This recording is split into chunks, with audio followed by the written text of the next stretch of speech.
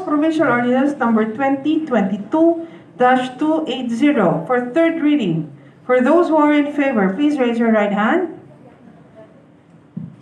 For Provincial Ordinance Number 2022-280, it appears that all members present voted in favor of the With all ordinance. members present voting in favor of the said ordinance Provincial Ordinance Number 2022-280 entitled An Ordinance Amending Section 2A and Section 2B of the Provincial Ordinance Number 2020-248, an Ordinance Amending Section 3, Section 5F, Section 6, Section 7.1, Section 7.2, and Section 7.4 of Provincial Ordinance Number 2020-220, an ordinance implementing curfew hours in the entire province of Iloilo as a measure to address the continuous threat of transmission of the COVID-19, authored and sponsored by the Honorable June S. Mondehar, is now approved under third and final reading.